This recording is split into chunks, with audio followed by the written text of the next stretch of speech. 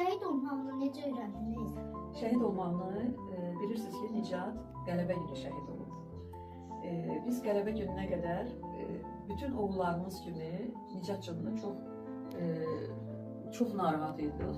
Çünki müharibə həqiqətən də çox ağır bir məhv oldu.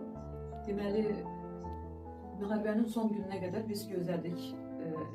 Son 11 gündə ondan heç bir xəbər ala bilmirdik. Çünki onlar artıq Şuşa ərazisində idi. Şuşanın azad olunduğu gün 8 noyabr idi. Həmin günü biz hər kəs kimi qələbə xəbərini eşitdik və sevindik ki, Nicat da başqa oğullarımız kimi müharibədə şəhid olmayan oğullarımız kimi müharibədən geri qayıdacaq.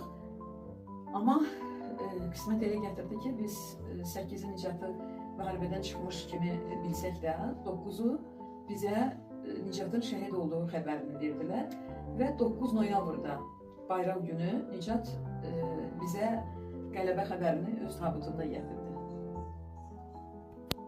Sizcə onun ən güclü xüsusiyyəti nə idi? Ən güclü xüsusiyyəti mehribançılığı idi. Özünü heç vaxt heç bir çətin vəziyyətdə itirmirdi. Heç vaxt, necə deyirlər, hər şəraitdə, yəni şəraitə uyğun hərəkət edirdi. Yəni o mənada ki, hər hansı bir ekstremal bir vəziyyətə düşsəydi, mütləq o düşdüyü vəziyyətə uyğun hərəkət edirdi, heç vaxt özünü itirmirdi.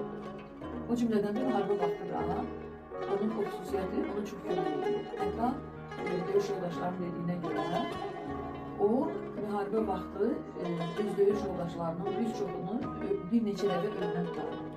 Adınız nədir? Məmnun olacaq. Neçənci ildə döyüş etmişsiniz? 24 gün döyüşlərdə olmuşamızdır. Hansı döyüşlər? Füzuli, Hadrut istiqamətdə.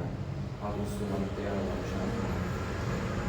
Canlı Əzəm, Laçın Mədəvunlar. Bəs qarar izləyən adamız? Qəlbə 120 qəlbə deyil.